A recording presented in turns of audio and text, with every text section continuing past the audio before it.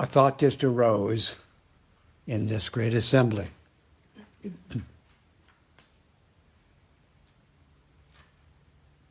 Did you see it?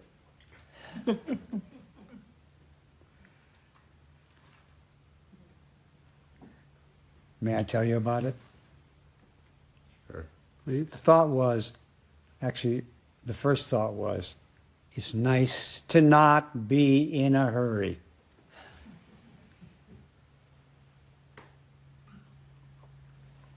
And another thought arose following that one. It's such a blessing to not be in a hurry. Mm-hmm. Here we are, and we are so blessed that we can not be in a hurry, that we can be here quietly without moving. We're so blessed. And now the thought arises, may we share the blessing of not hurrying in this life with all beings, some of whom do not feel that they cannot hurry. They feel anxious. They think they have to hurry. It's so sad. There's a poetic expression for New Year's in Asia. It's called Teacher Rushing Day.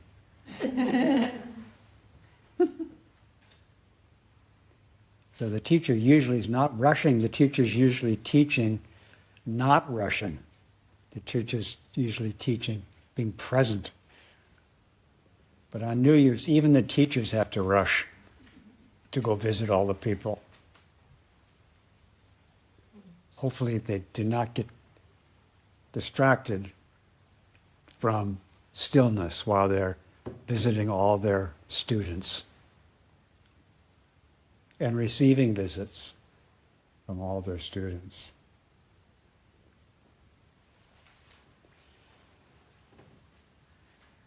So in this field of blessing right now that we're living in, again, there was the good fortune this morning of being able to recite something from the great flower adornment scripture.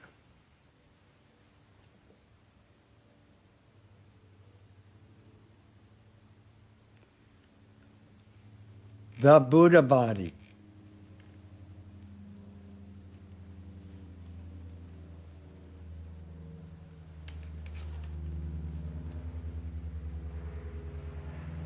Pervades all the great assemblies.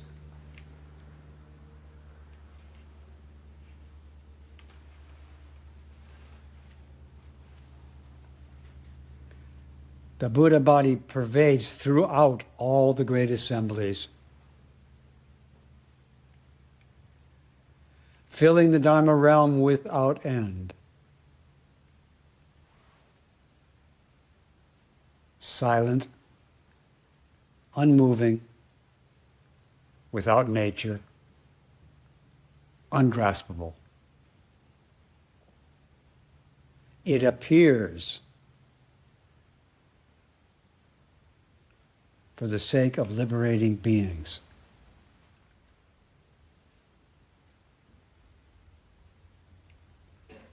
And then later, someone came into the room down the hall and said to me something like,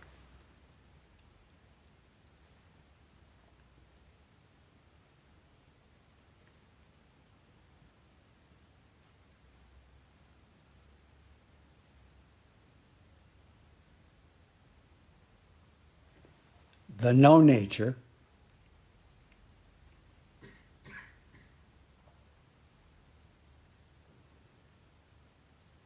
shows all the natures that they're no nature. This Buddha body which has no nature, teaches all living beings who seem to have a nature. It teaches them that their nature is no nature. This is liberation of all beings.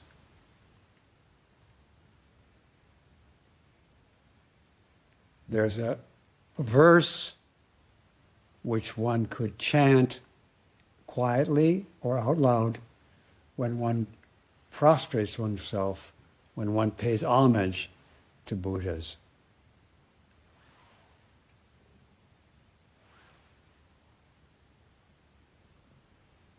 It goes, in English, it goes something like this.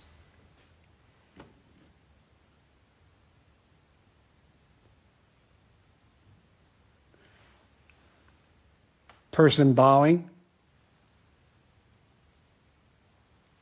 person bowed to, their nature, no nature.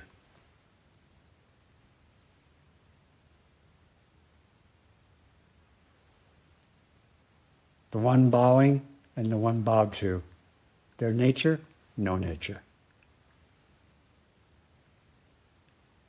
This body and the other body are not two.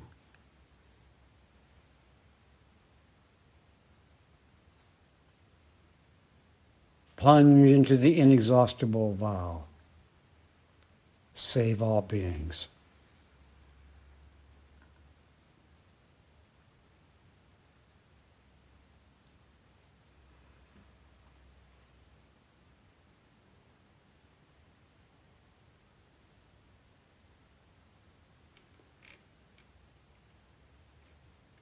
I wanted to bring something up today before the great sutra came and took over my mind.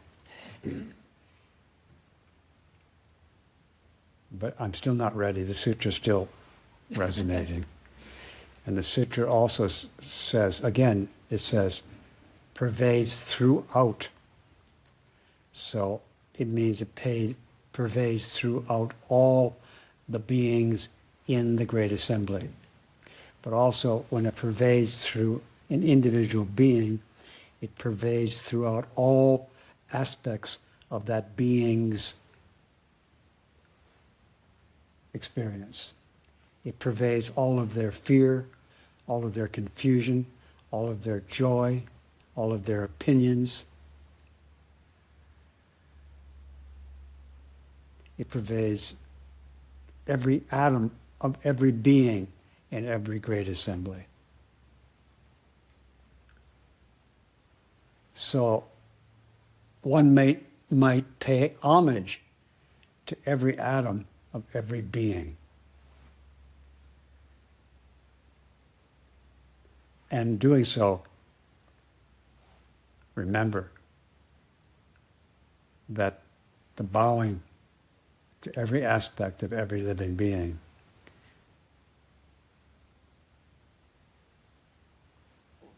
and the receiving of the bow, their nature, no nature.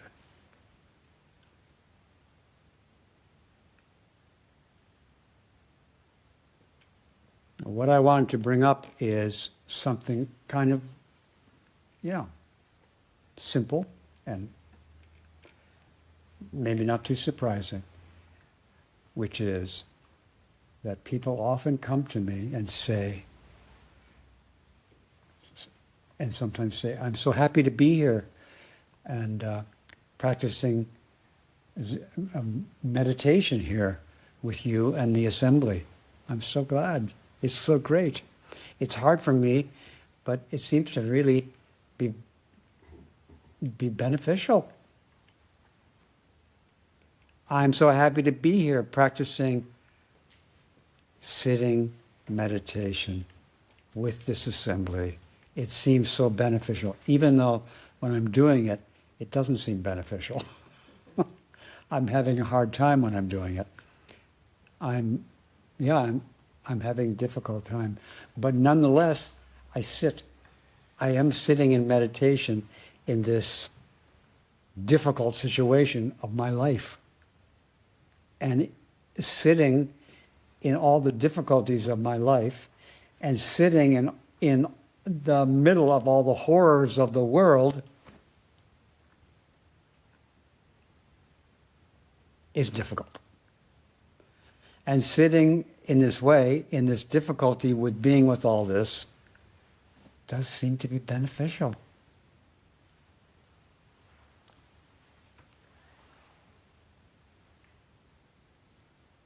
So again, is that like not too surprising to hear? It's not too surprising. Huh? It's not too surprising. Not too surprising. A little bit. Sitting in the middle of difficulties is not easy. Sitting in the middle of horrors is not easy. It's hard. You could even say it's horrible. But anyway, whether you're sitting or not, it might seem horrible. But to actually sit there in such a realm of experience, the person says, the people say, it seemed beneficial. And then they say, often, but in my home, I don't sit very much. I sit some, but not very much, and not very consistently, as in big spaces between the days where I sit. Have you heard about this, right?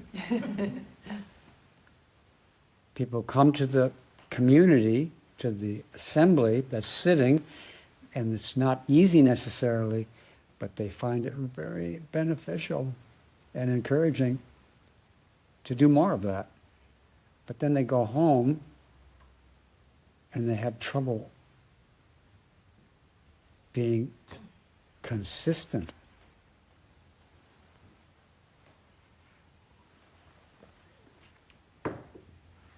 This is what I want to bring up.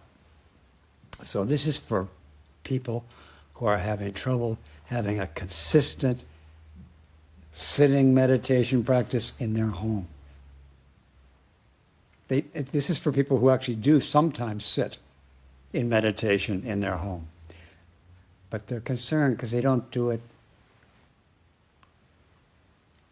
regularly.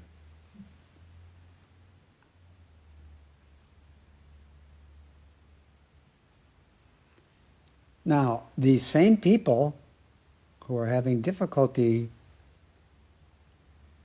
regularly sitting in meditation in their homes, they don't tell me, but I'm also not able to consistently eat at home. I'm not able to consistently brush my teeth or make my bed. I'm not that depressed. I consistently clean the house, and yeah, my daily life things are happening pretty daily. And there's one daily life thing that doesn't happen daily, is daily sitting.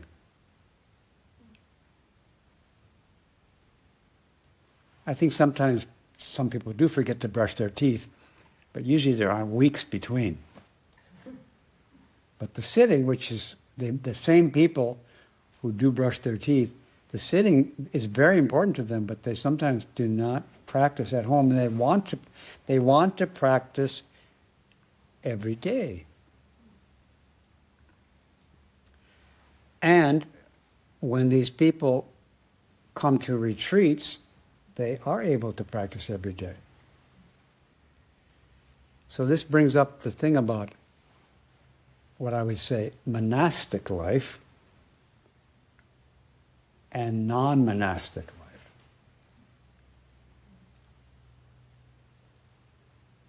And a lot of people feel like when who are mostly living in a home, they go to monasteries. In other words, a community that's practicing meditation, they go there because when they get there, they're actually able to practice consistently during their whole time.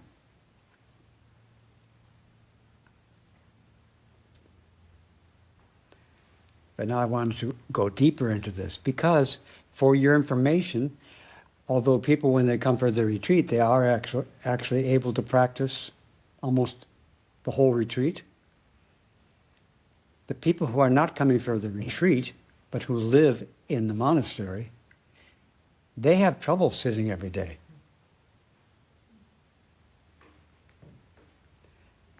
Sometimes they do sit every day, but then when they get to sitting, they have trouble sitting. But sometimes they don't get to sitting because because of the work of taking care of the monastery, they're not able to go to all the sittings. And even when they do go to the sittings, they have a hard time because they're living beings. And even if they do attend, they have a hard time feeling really enthusiastic about being there.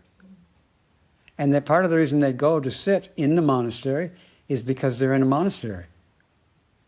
And sometimes that's like most of the reason that they're sitting, is that they're sitting mostly because they're in a place where that's what people do. So they're going along with the program for various reasons, but kind of going through the motions. This is like people who are long-term residents of monasteries. They do go, pretty much, more than people who are not in monasteries, but they're not necessarily sitting the way they want to sit. But they are on the seat. But they are kind of wondering if maybe they could find something to make the sitting more interesting. Or wishing that they didn't have to sit the next period. And sometimes they don't sit the next period. They go to their room and go back to sleep because they're not finding the sitting really joyful. They're not having fun. And even though they know that they probably should be there because they're in a monastery, they still leave the room and don't come back for quite a while. Now the lay people have the same situation. It's time to sit and they don't feel enthusiastic about it. But there they don't feel like they have to go. There's not a bunch of other people who are watching to see that they're not there. So generally speaking, in the monastery, the percentage of time that people go to practice the meditation is greater than at home, when there's only one person or two people there. Anyway, my simple and wonderful recommendation to people who are practicing at home, and also people who are practicing in monasteries, like we don't usually call Green Gulch a monastery, but it kind of is a monastery because the whole community is focused on a mono of sitting. That's the whole thing is focused on that. It is kind of a monastery. And a lot of people there do go sit, and I'm one of them.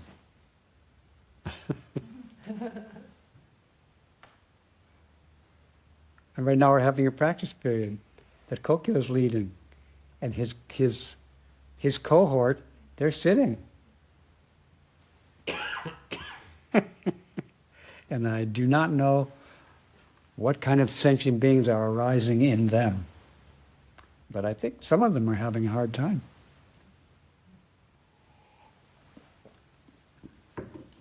Probably.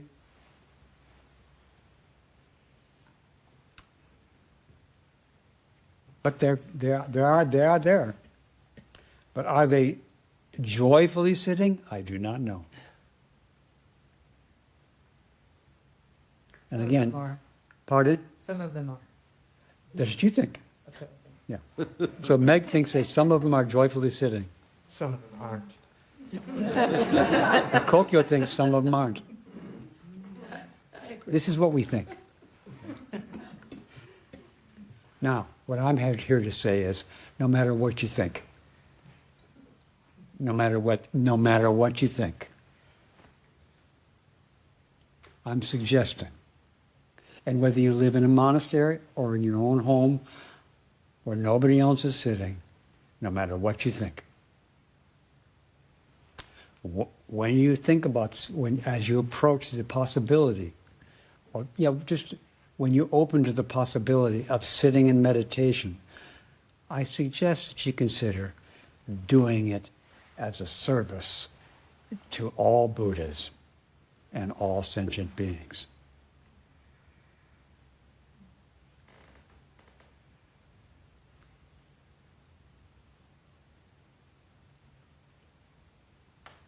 I suggest to you that that's the way bodhisattvas practice. That when they sit, or when they even think about sitting, they think about doing it in relationship to others, not just themselves doing that. But they sit for others, and not just some others, all others, and not just all others, but all Buddha others.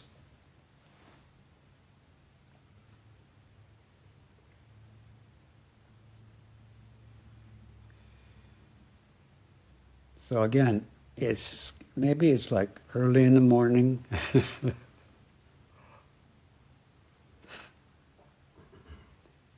And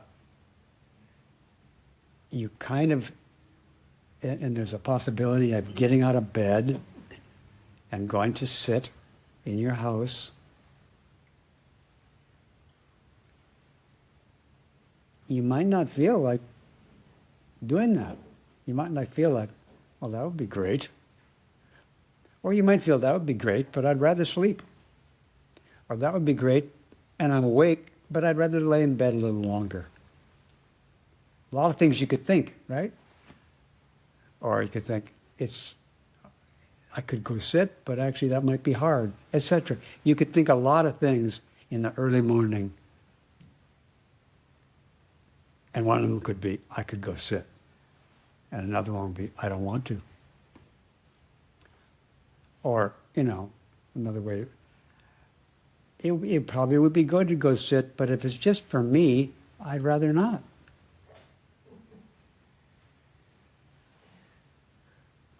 But if it's for everybody, okay. And when I get there, if it's not fun, if it's for everybody, okay.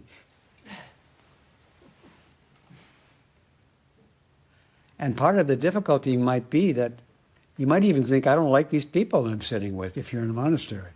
I don't like these people. This is not pleasant to be sitting with these people who I don't like. I didn't think I wouldn't like them, but today I don't like them. In monasteries, sometimes when people are sitting in the assembly, they think thoughts like, I don't like these people. These people are fools, etc. I've heard that. I've heard that people think like that in meditation halls with other people there. I could go on. Want to hear? What shall I go on? Can you answer a question? So I hear Tracy say, can I ask a question? You just did. Want to ask another one? Okay. Can she ask a question? Please. And interrupt this joyful cry for the merits of practicing as a service to this world. Yes, go ahead. Do it as a service to all Buddhas and sentient beings. We sit for all others. I can relate to that as you said, so I'll believe it. But I would really love it if you could explain a little bit how that works. How what works? That sentence, we sit for all others. What does that mean? It means, I don't know what it means, but it's like you're sitting and you remember the possibility, this sitting is a service. This is an offering. I'm not doing this to get pleasure for me or pleasure for others. I'm doing the sitting as sitting, but it's a service. So in many Mahayana scriptures, like this flower adornment scripture, it says, so-and-so served many Buddhas. And also in Zen texts, So-and-so served such and such a teacher. Served. They also say so-and-so studied with so-and-so. Studied with a bodhisattva teacher is also serving a bodhisattva teacher. You're doing this as a service. I studied with Suzuki Roshi as a service to Suzuki Roshi. I was not trying to get anything from him, and I'm still not. But I was trying to be of service to him by being in his temple, sitting as a service. Are you waiting for some meaning? Yeah. I mean, this is like a declaration. So Pardon? I can do that as a declaration, as an article of faith, but it doesn't make sense to me. Yeah, And okay. I can't understand. So right now, you just asked a question. Okay, that's not sitting, but it's a question. Now, did you ask that question as a service? You did? Yeah. Well, it's like sit like that too. It's actually a service. I didn't mind if everyone else got value. Okay, thank you. Yeah. She said it was a service, but she didn't mind these other people around, but it wasn't just for them. Okay. So bodhisattvas ask questions as a service to Buddhas, which means they ask questions for all sentient beings. They aren't trying to get something.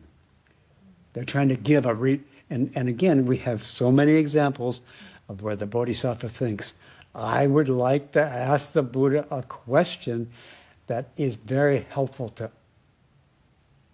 many beings. And then the Buddha says, you, so-and-so bodhisattva, you ask that question. He doesn't say, the Buddha usually doesn't say, you ask that question and you already have many good answers yourself. But you ask the question of me in this assembly for the sake of this huge assembly. That's why you're asking it. Now, in the Zendo, like this morning, I did not say, you people are sitting here, not just for yourselves, you're sitting here for the welfare and happiness of all beings. I didn't say that. But I will say it later. Because now I'm telling you that your sitting could now be, when you sit for the welfare of all beings, which includes all trees in the Amazon. Even if you don't understand how it works. Right? Even if, and you could say even if, you could say even if you don't understand, but you can also say, and you do not understand. We do not understand I do not understand how it happens that when I'm sitting, and I remember this sitting is as a service to Buddhists, I don't know how it happens that suddenly I feel full of joy. I don't know how that happens. But if I do it for myself, it's kind of like, well, maybe later. When's this period going to be over if I'm doing it for me? This is just like, I'm in hell, actually, by the way. I just happen to be depressed. I'm frightened. I'm self-concerned. All that stuff can be, these are sentient beings. I'm sitting in the middle of all that stuff happening. It's not necessarily fun. It's not, but it might be. Suddenly it becomes fun. Now I'm sitting in the middle of a fun fest. So I'm having fun, but my practice is very wimpy. What's the practice? The practice is the Buddha Samadhi. But if I'm doing it as a service to all beings, then the lights come on. Just like if you ask a question to get an answer or to accomplish something, that might be kind of wholesome. But if you ask the question as, like bodhisattvas, as a service to all Buddhas and sentient beings, that's what I'm suggesting. And that's how perhaps you in your home, when you think about sitting before you go to bed, and whenever you wake up, when you think about, oh, I could sit now as a service to all beings, that might make your practice consistent. In my case, again, I live in a place where sort of that's the thing to do. However, when I get there, if I don't do this for other people, my practice is not wholehearted. If I don't do this for Buddhas, if you don't do it for Buddhas, you're holding back, and it won't be joyful if you hold back. Yes, Charlie. May I offer something to Tracy and everybody? Yes, you may offer something. I didn't really, there was a lot of other things I wanted to do this weekend. Yes. I didn't really want to come here for myself. I mean, I did, there's part of me that did, and then there's like, I got all this remodeling to do and stuff. Can you hear him? Yeah. Did you hear him? Yeah, he's got a lot of work to do. And my friend of mine asked me what I was doing on Saturday, and I told her I'm going to this meditation thing. She says, "Oh, you do that a lot, right?" Well, you know, at least once a month I go do this day of sitting. And she says, "Man, I should really do that. That would probably be really good for me." And I wasn't intending to come here today to help her. I didn't have that wish. I mean, I think on a big scale, I had that wish for decades, but at that point, I was just sort of like, I've made a commitment to show up to no abode every month, as long as I can. And I noticed, I didn't have to have that intention, but I realized that my work of sitting was helping her. So without abstractly thinking, okay, I'm serving all beings, just concretely, I'm like, oh, look, that helps. And it happened again. Somebody asked if I could go to a birthday dinner for their friend at 5 p.m. today, and I said I might not be able to get there until 6. I've got this meditation day thing I got to do. And then I got the group text, and they said, okay, dinner's at 6, so Charlie can be there. And, you know, so the inconvenience and you know, and whatnot of doing this boring sitting seems to serve other people empirically. And I don't know how it works, Gracie, but it's I witness it, so I kind of, that's where my faith in it comes from. Okay, thank you. And it does serve. However, I just wanted to mention to you that if you consider that you're doing it for that purpose, you might not find it, even you might still find it boring, but your boredom might be completely filled with joy.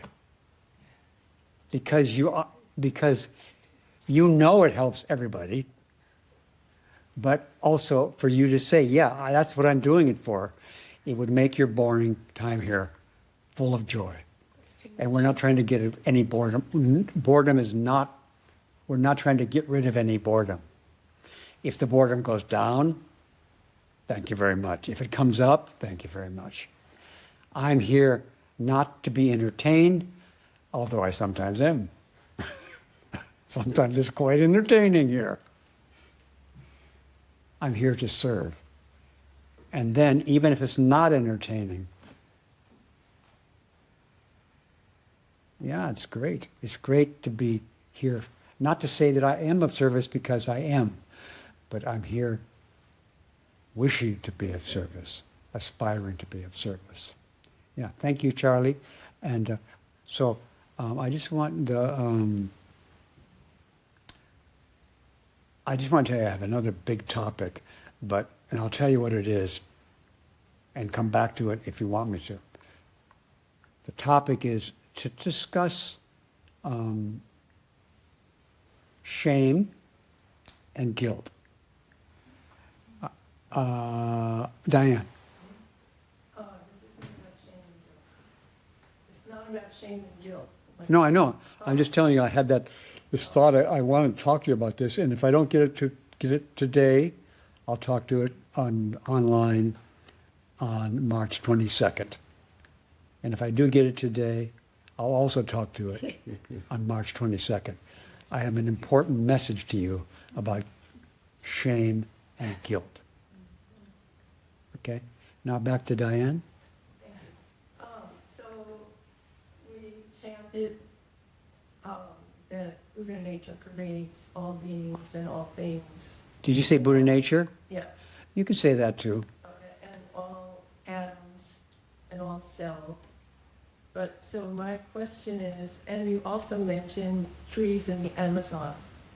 So does our practice also impact our environment because it activates Buddha nature or our awareness of Buddha nature in our environment as well as in all beings. Well, we do impact all beings. We do. Everybody, even the people who are cutting down trees in the Amazon, they're impacting. And they're impacting us up here in North America. We're all impacting each other. But the Buddha nature isn't just, it isn't really impacting. It's pervading. It's pervading. And the pervasion is silent, unmoving, with no nature, and ungraspable. Okay, and it sometimes needs to appear to help people realize that it's pervading, because when they realize this pervasion, they will be liberated from suffering. But even before we tune into this wonderful pervasion of the Buddha body, we're still impacting everybody. We're still being impacted. We are now impacting our physical, all of our atoms are impacting the trees in the Amazon. And the atoms in the trees in the Amazon are impacting us. And the way that all works pervades. So when we become aware of our Buddha nature, then It's not really when you become aware of it. Buddha nature, you could say, is an awareness. When we become completely attuned to it, when we become not the slightest bit different from it, the hair's breadth difference between our Buddha nature and all beings, it doesn't make any sense. So how do we align up all of the sentient beings, align all of our thoughts, feelings, emotions, and everything? How do we make them in tune with this thing that's already pervading us? We just keep an eye out for the slightest discrepancy. And the slightest discrepancy is another sentient being. And what do we do with sentient beings? We serve them. So the discrepancy between this and the Buddha body is non-existent. There's no discrepancy. But if we see a discrepancy, that's a sentient being. And if we take care of that sentient being, we can let go of the discrepancy. And then there is attunement with what? With this pervasion. But if we're out of attune, by thinking there's some discrepancies, still, when we're out of tune, we're still impacting everybody and impacted. But the Buddha is not impacting us. The Buddha is illuminating us. It doesn't really impact, it liberates. The Buddha doesn't push us around. The Buddha's light liberates, awakens, doesn't impact. impact was too strong a word. Impact is sort of what we're doing with each other. Like right now these words are messing with the molecules in the air, and as a result of my breath coming out and shaking those air molecules, they're bouncing off your ear. So I'm sorry, my breath is impacting you. I'm sorry. And my body gestures, they're impacting you. That's going on. That's basically. And all those things are sentient beings. And the Buddha body pervades every molecule that my voice is resonating with. But if there's the slightest discrepancy, if there's a moment where you're not giving your life in service to all beings without thinking that they're separate from me, giving your life to Buddha, serving Buddha without thinking that Buddha is separate from you. My body, other body, not two. But if I think they're two, I confess and repent and let go of there being a separation between me and Buddha or me and you. Then we are in attune with the thing that's already going on, which is the Buddha body pervading every aspect of our life. We're not making that happen. We're trying to let go of any separation from that wondrous Buddha body. Meanwhile, having a body, we can't help impacting people. And we can't help but being impacted by them. They do impact us, and their impact is sometimes quite painful, and also sometimes quite pleasant. All those impacts, all those interfaces are calling for compassion. And if we're compassionate with them, we can drop the sense of separation and facilitate this Buddha body.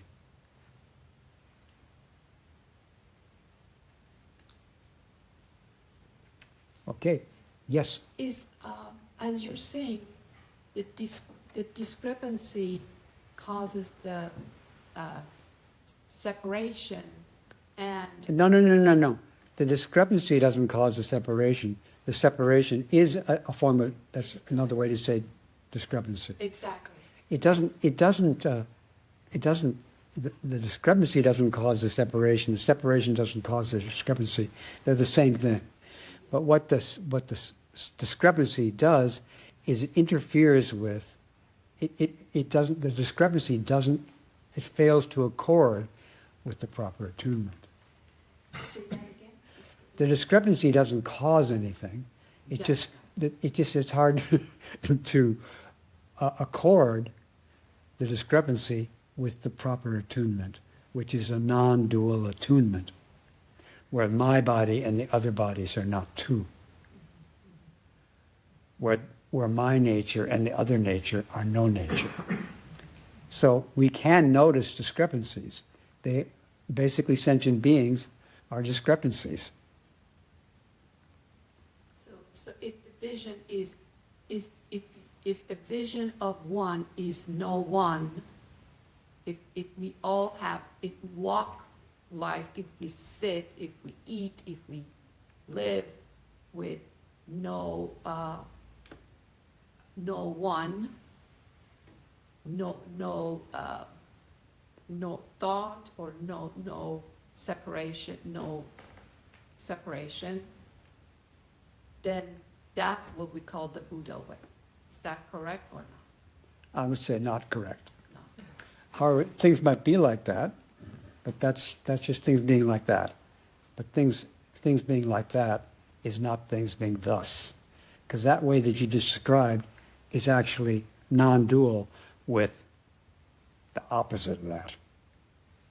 Let's say that the opposite. What you just described was these things being one without, right? It is all one, yeah. Yeah, the all one.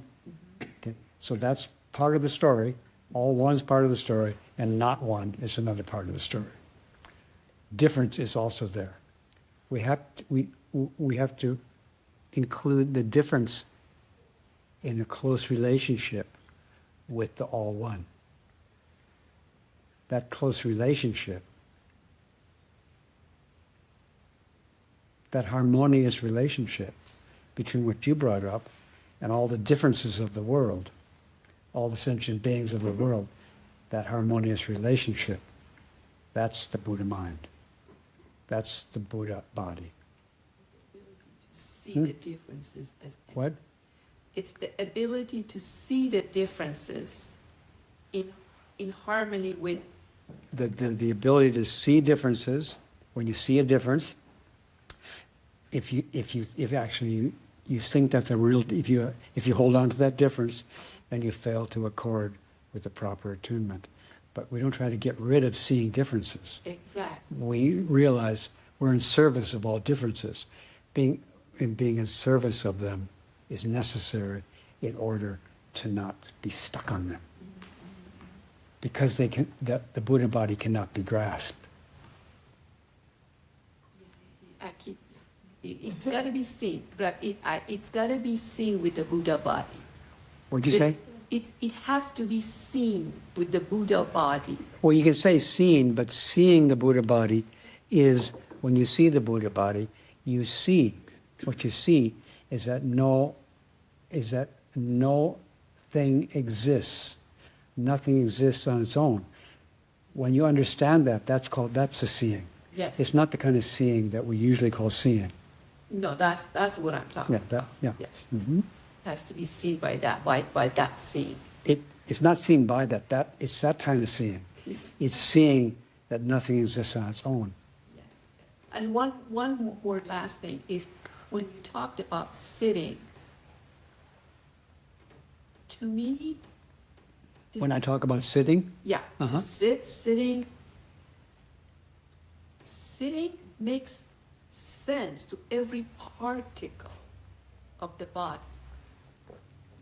It's not it's joyful or it's pleasurable or this or that. It's the only, in my mind, the only thing that makes sense is to sit.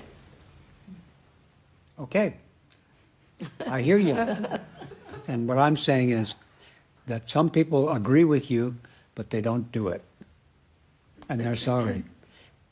They agree. The only thing that makes sense, some people are like you, the only thing that makes sense is sitting, or somebody else might say, the only thing that makes sense is going to no abode once a month.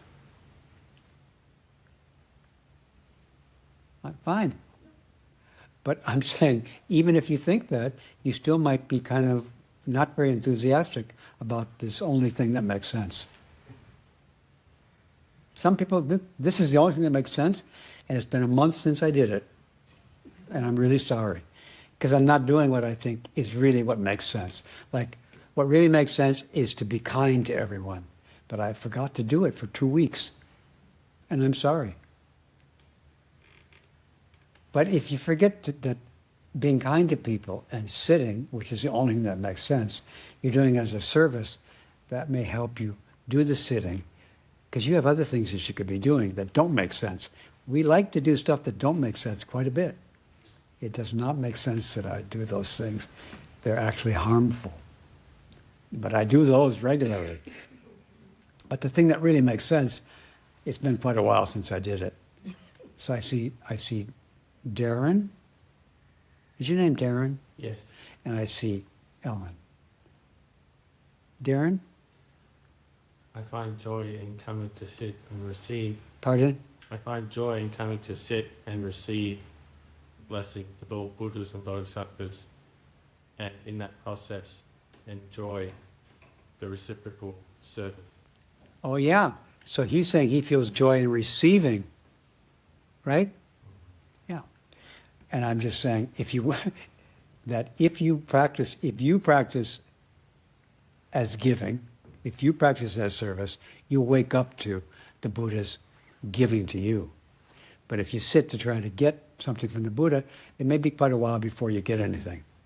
Matter of fact, they may say, you ain't going to get nothing as long as you sit that way. But maybe you take a break from trying to sit that way, and then you say, oh my God, look what they're giving me. Of course it's a joy. But I'm not saying I recommend that you go to sit to try to get blessings from Buddha. Because that's why people do sit. They sit because they think, if I sit, I'll get blessings from Buddha. Well, you're right, you will. But if you do sit that way, you may not be able to see any blessings.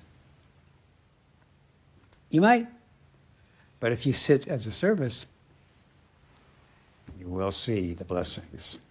And how do you see the blessings you'll receive? Nothing exists by its own being. Ellen? Well, I just wanted to kind of say that I don't always see this as the only thing that makes sense. Louder? I don't always see sitting as the only thing that makes sense. No, you're not always like her. I do it anyway. You do it anyway, yeah. Yeah. Yeah, so some people do not see it as the only thing that makes sense, and they do it anyway. And some other people also are like you, Ellen. They're partly like you. They don't see it as the only thing that makes sense, and they don't. Most people do not think that sitting is the only thing that makes sense, and most people don't sit. But even the people who do think it's the only thing that makes sense, and even the people who think, I just sit, even those people sometimes are sorry that they don't do that basically all the time. I'm just saying, if you want to do it all the time, or anyway, once a day, if you want to, and be able to sit the whole period without trying to get away from where you are, do it as a service. and do it as a service to the best of all servees, the Buddhas and all sentient beings. I'm just recommending that. Give it a try. You might find, that it makes the impossible possible. Yes. I have a question. We I think it's Fukan Zengi, where it says, the zazen I speak of is not sitting meditation. It's the Dharma gate of repose and bliss. So I'm wondering if I know you're speaking about the literal sitting, but what's the counterpart that would be just service no matter what you're doing? That doesn't look like sitting. Well, it would be good to do everything that way. Right. It would be good, but people don't, given the karma situation in mind, they don't come to me and they say, I would really like to be kind to my husband, but I notice I only do it once a month. How can I do it more regularly? I don't hear that as much, because I'm not in the business of being kind to husband business. Of course I am, but it's not like get together and know about and be kind to husband. So it's like it's a sitting practice, but this thing of doing it for as a service, for the Bodhisattva does everything that way, like they ask questions that way. Yeah. They do everything as a service, as a gift. So But people come to me particularly about the sitting, like this is a sitting. And they say, I would like to be more regular in the sitting. So then I say, well, yeah. So, like, maybe sitting is like an act of remembering, then? Or I think concentrating, or what people think sitting is could be what you say, and there's no end to the list of possible things of what sitting is to the people. A lot of people, sitting is just sitting. And some of the people for whom sitting is just sitting are saying, I want to do it, but I'm not doing very well. In other words, I'm not doing it. It's big spaces. And again, some of the people who are doing it tell me, I'm doing it, but I kind of don't want to, I really don't want to do it. I'm doing it kind of because I have to, because I live here in this monastery. That's really kind of why I'm doing it. It would be disturbing if I didn't. Okay, so then, but some other people do it, and then when they get there, they say, I'm not very happy doing it. Well, if you're not happy doing it, do it as a service to Buddha, and you're not being very happy. It doesn't have to go away. You just be filled with the joy of doing it as a service to Buddha and all sentient beings. And of course, that could apply to everything. I just want to confess that the joy part is a little bit extra for me. Well, My little confession. the joy part is, one of the ways to talk about joy is, another word for it is enthusiasm. Another word for it is the fourth paramita. Energy, enthusiasm, vigor, Generosity. energy. We need it. You cannot do the work without it. So I'm hearing people that are trying to do the work, but they're kind of listless. Or they're trying to do the work and they're just not doing it. They're just not doing it. And they tell me this when they're doing it. They tell me after they come out of period of meditation and say, well, that was great. I'm so glad I did it. It was hard, but it was beneficial. Help me when I leave this place. Well, this is what place? It's the place where it's hard, but it's good. That's the place. It's hard, but I can see it's beneficial. That's the place. When I'm not in that place, how can I practice? When you're not in that place, when you're in the dumps, okay, I'm in the dumps. Okay, what am I doing? I am serving Buddhas in the dumps. And then I am filled with enthusiasm. For what? For serving Buddhas in the dumps. We're all going to be in the dumps. And then you're not going to be in the dumps. And then we're going to be in the dumps. Back and forth. That's what's going to happen. How can you be enthusiastic about practicing in the dumps? Well, make practicing right now as not just for you, because if it's just for you, you're still in the dumps. If it's for you, it's kind of like, for me means get me out of the dumps. That's what for me means. And if I do get out of the dumps, well, I'll probably be quite joyful. But that's not the joy I'm talking about. I'm talking about the joy that's there when you're in the dumps, not when you're being quite successful as a Zen student and you're full of joy. The pearl that we find in Buddhism is not found in an ocean of pearls. The pearl is found in an ocean of shit. And how do we find it? When we're in an ocean of shit, we offer our whole being in service of all Buddhas and sentient beings. Then we find the pearl. And that can be in any situation, but I'm just telling you, people talk to me about the sitting situation. So that's a good place to do it because people aren't talking to you, and it may be easier to remember what you're doing when people aren't talking to you. Have you noticed? When you're sitting still, it might be easier to remember what? What was I going to remember again?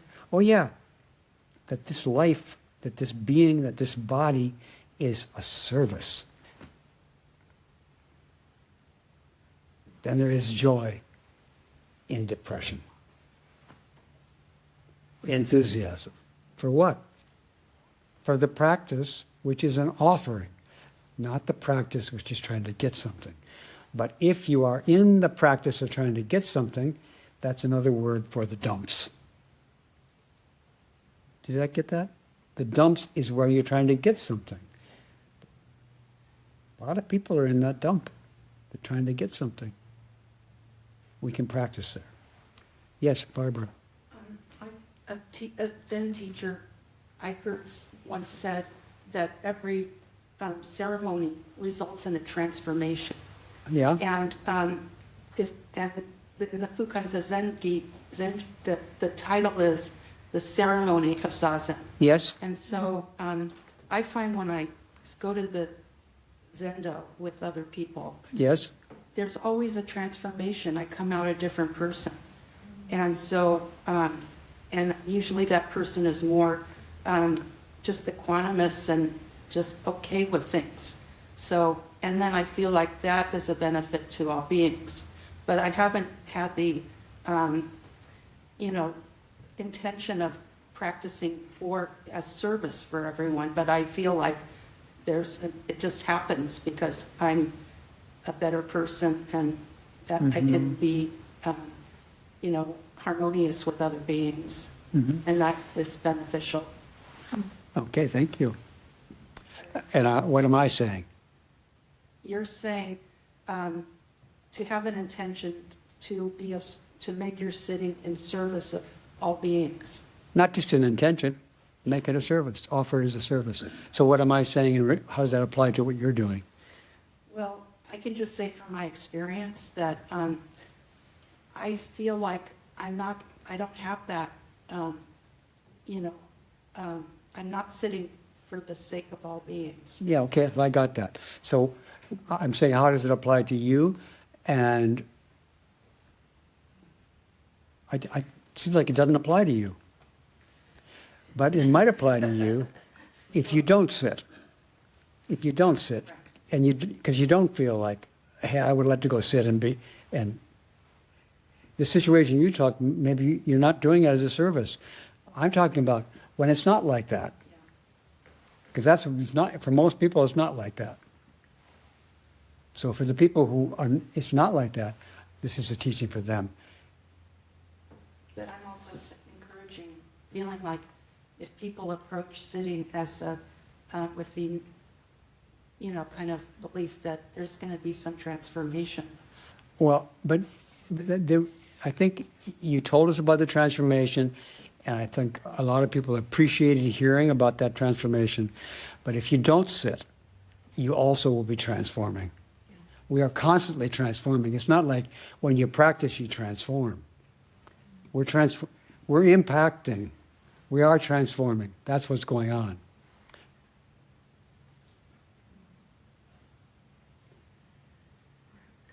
But are you doing the practice that you want to do? And is the practice you want to do one that you do with great enthusiasm?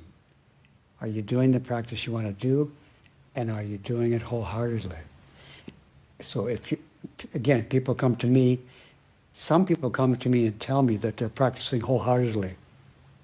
Some people do that. They tell me how great their practice is. But mostly people say, I'm having trouble being wholehearted. This is a teaching for people who are having trouble being wholehearted on a regular basis. But it's also the people who are just having a great time, they could also do this way. Yes. Oh, it may be torturing the metaphor, which you talked about, slipping in the ship for a pearl.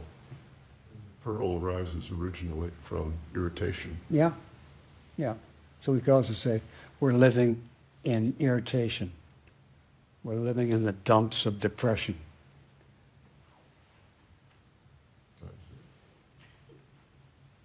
But I'm not just and I'm not sitting in the dumps just for me.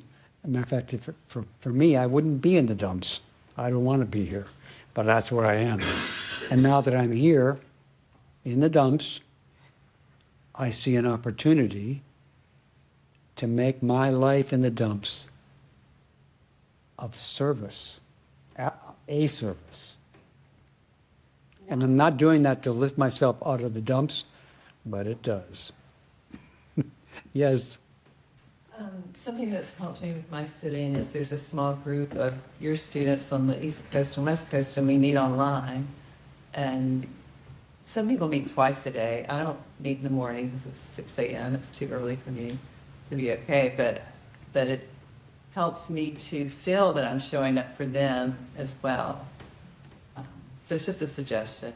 I'm showing up for them. Yes, Yeah. as well. Yeah. Yeah. Yeah. Or not even as well. I'm serving up. I'm here. I'm coming for them. Yeah, that's another way to say I'm here as a service to them. I'm just offering that for people who have trouble. Thank you. Thank you for offering that.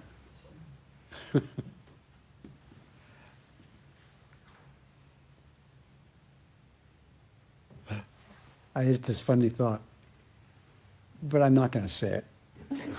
Oh, please. Here's what I'm not going to say. How many people here right now are in the dumps? Raise your hand. Okay, thank you. Yeah, we have quite a few people in the dumps here. Great. Well, I was, but I'm not anymore. Pardon? I was, but I'm not anymore. Yeah. Yeah. Being in the dumps is not a permanent situation.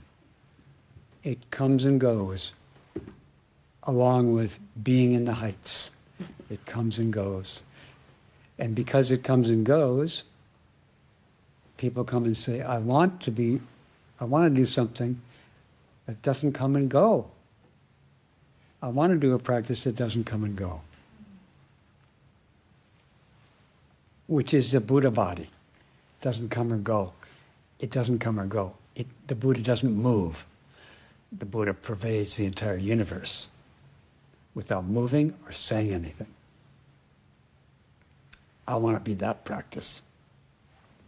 Well, then when you're,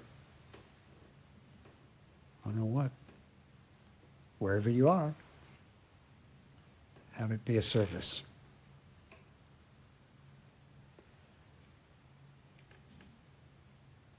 Did you say you were in the dumps? Mm-hmm. Did it go away yet? It just did, and Pardon? it comes and goes. It comes and goes. And Yeah. it manifests like as a physical tension. How many people here have some physical tension manifesting? And if we continue this long enough, more and more people will have physical tension.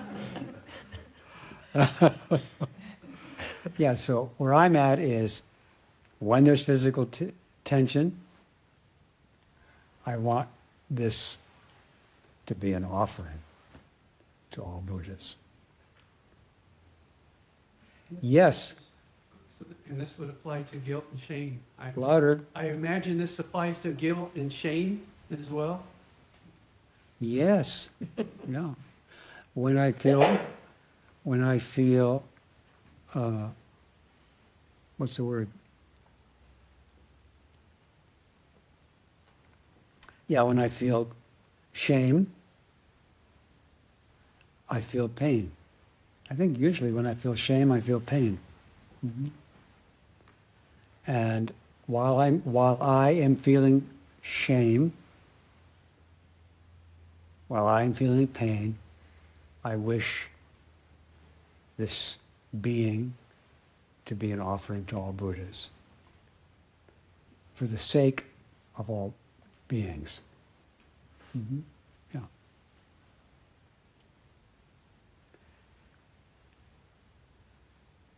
Are we quiet now?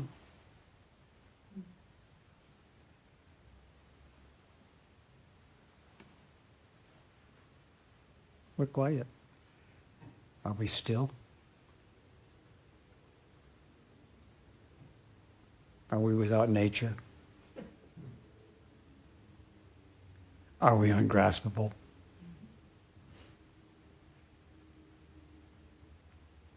We are pervaded by that, the sutra says.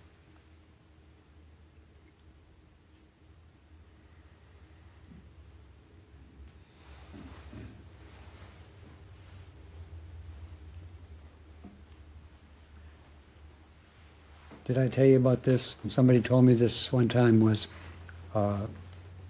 they said to me, what's that thing? What's that baton you have there? I hadn't heard the word, that was not too long ago.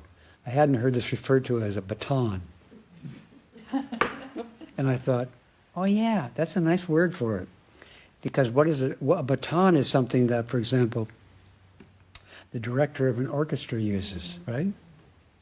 So this is kind of like something that we let somebody be the director of this orchestra for a while, and they can use this baton. But then I thought another meaning of baton is a stick or some usually cylindrical object, or a long, thin object that's passed on. So it's an object used to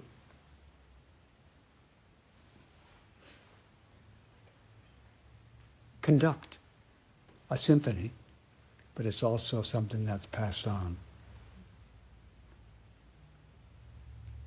I give this to all of you.